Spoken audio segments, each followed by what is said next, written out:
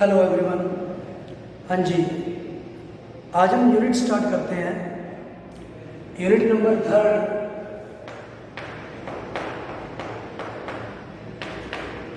Atoms and molecule. Atoms and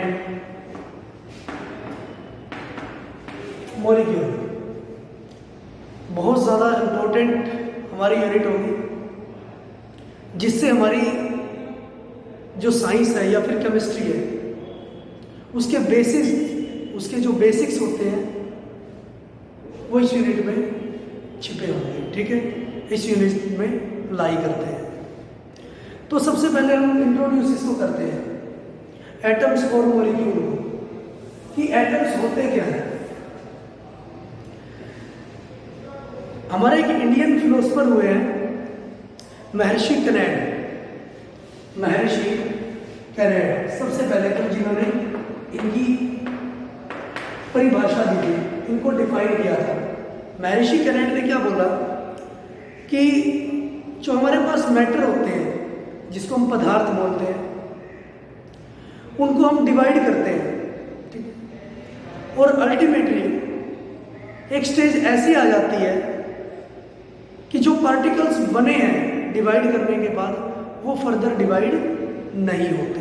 ठीक है, और उसके बाद हमारे एक और इंडियन फिलोसफर हुए जिन्होंने उन पार्टिकल्स का नाम दे दिया परमाणु। ठीक है, जो पार्टिकल्स या जो ऐसा पार्टिकल जो फर्दर डिवाइड नहीं हो सकता, या particle of matter which can not be divided further. ठीक है, उसको नाम दे दिया था परमाणु। तो हमारे एक और इंडियन फिलोसफर हुए, उन्होंने बोला कि जो एटम है वो कंबाइनिंग फॉर्म होती है अलग अलग मैटर की, कि जो एटम्स है वो कंबाइन हो गई मैटर की एक फॉर्म बना लेते हैं। ठीक है, या फिर उसको बोल दिया कि कंबाइनिंग फॉर्म होती है ऑफ एनी मैटर। तो उसी टाइम के, उसी इरा के साथ ही एक ग्रीक फिलोसफर हुए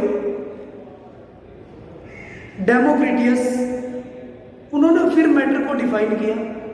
उन्होंने बोला कि जो मैटर है वो एक डिवाइडिंग पार्टिकल है जो बार बार डिवाइड होता है, और लास्ट में एक पार्टिकल ऐसा आ जाता है जो फर्दर डिवाइड नहीं हो सकता। ठीक है, जो फर्दर क्या होगा, इनडिविजिबल होगा। और उन्होंने उस पार्टिकल को नाम दे दिया था एटम। एटम का मतलब ये होता है इनडिविजिबल, जो फर्दर डिवाइड नहीं हो सकता, इनडिविजिबल। क्लियर? तो इस कंसिडरेशन को आगे बढ़ाते हुए 18th सेंचुरी के जो लास्ट में 2 लॉ दिए गए, ठीक है, जिनको हम बोलते हैं लॉज ऑफ केमिकल कॉम्बिनेशन। इन्हीं डेफिनेशंस को समझने के लिए 2 लॉज हमारे पास इंट्रोड्यूस हुए, जिनको हम बोलते हैं laws of chemical combination. Laws of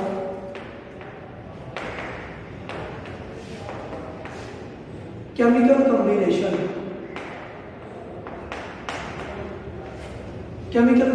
combination का मतलब होता है कंबाइन होना।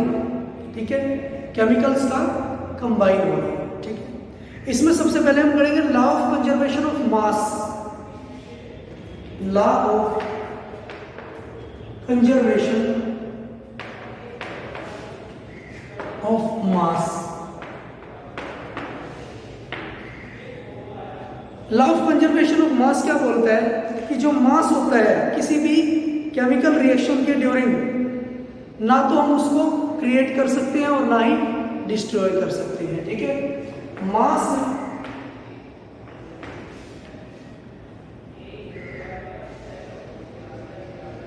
Can neither be destroyed, mass can neither be created,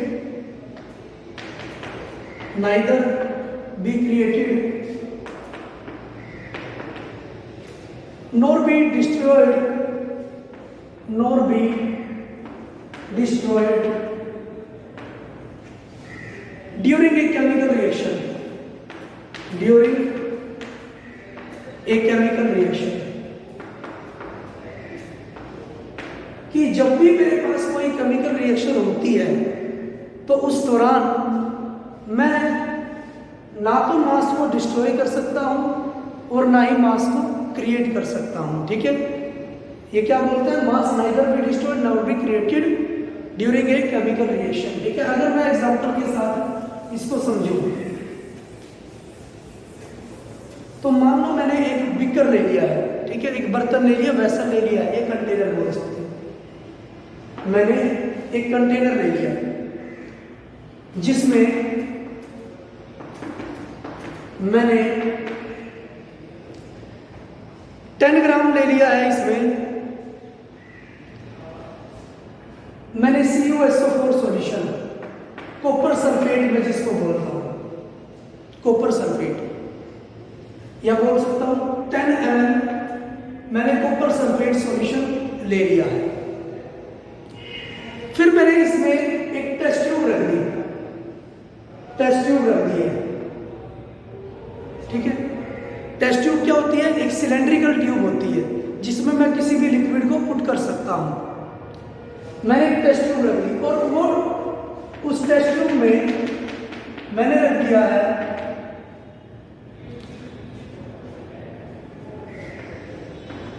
5 ml solution of NaCl, solution of NaCl। NaCl होता है सोडियम क्लोराइड, सोडियम क्लोराइड। उस टेस्ट ट्यूब में मैंने रख दिया है 5 ml सॉल्यूशन ऑफ NaCl। ठीक है, तो मैंने देखा कि रिएक्शन होने से, हालांकि ये इसमें मिक्स नहीं हुआ, रिएक्शन होने से पहले जो मेरे पास टोटल कंटेंट था वो था 10 ml CSO4 सॉल्यूशन और 5 ml NaCl सॉल्यूशन। 15 ml मेरे पास टोटल कंटेंट था। ठीक है, लेकिन जब मैंने इसको क्या कर दिया, मिक्स कर दिया, इस टेस्ट ट्यूब को मिक्स कर दिया किसके साथ, CuSO4 सॉल्यूशन के साथ, तो मेरी एक केमिकल रिएक्शन हो गई। ठीक है, जब केमिकल रिएक्शन हुई तब मैंने देखा कि मेरे पास जो ओवरऑल कंटेंट आया वो क्या था, 15 ml था।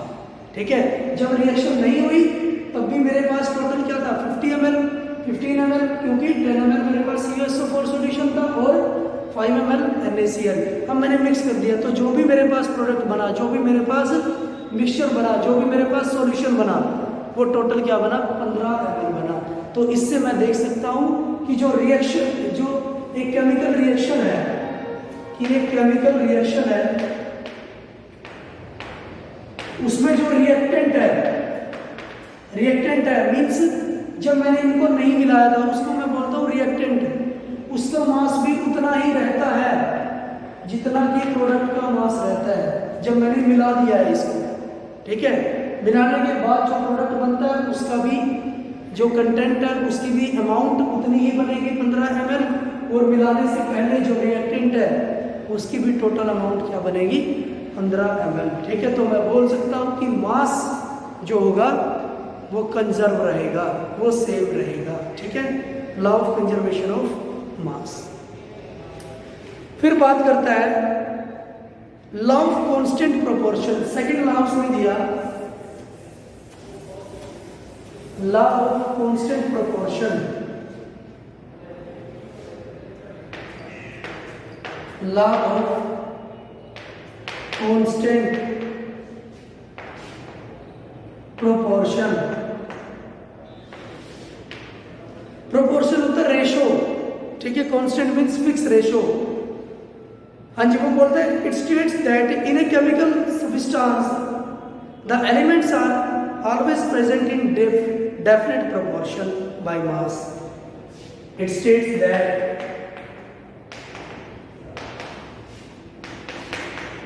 in a chemical substance, in a chemical substance,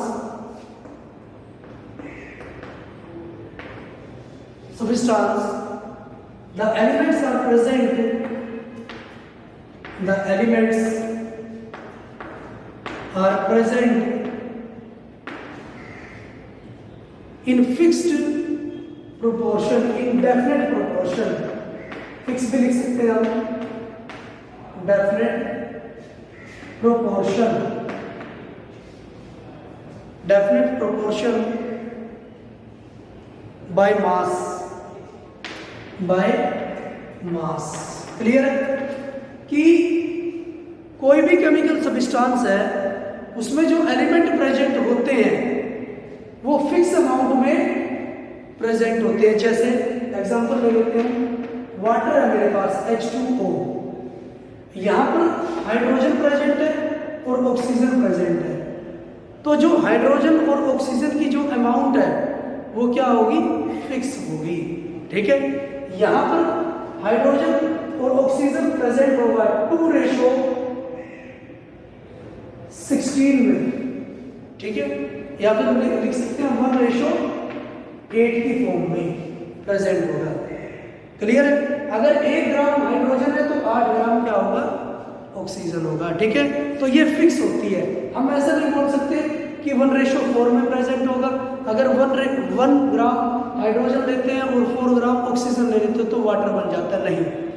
अगर फिक्स रेशो लेते हो, 1 रेशो हाइड्रोजन की लेते हो और 8 रेशो लेते हो ऑक्सीजन की, तब आपके पास वाटर मॉलिक्यूल बनेगा। ठीक है, जैसे CO2 है, कार्बन डाइऑक्साइड, इसकी जो फिक्स रेशो होती है हमारे पास वो होती है 12:32।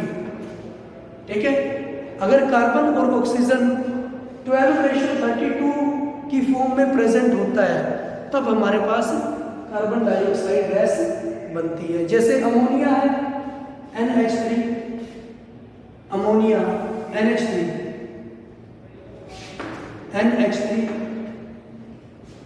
नाइट्रोजन है इसमें 14 और हाइड्रोजन है 3, तो हाइड्रोजन और नाइट्रोजन की रेशो होगी 3:14, तब जाकर नाइट्रोजन और हाइड्रोजन मॉलिक्यूल मिलकर क्या बनाएंगे, अमोनिया गैस बनाते हैं। ठीक है, और आगे आप पढ़ोगे ये रेशो किस पे डिपेंड करती है, ये रेशो करती है इसके एटॉमिक मास पर डिपेंड। ठीक है, लेकिन वो बात आप आगे पढ़ोगे कि एटॉमिक मास हम कैसे निकालते हैं। क्लियर है, तो ये 2 लॉ आज हम करेंगे। Number first, law of conservation of mass, उसमें बोला है कि मास को ना तो हम डिस्ट्रॉय कर सकते हैं ना ही क्रिएट कर सकते हैं।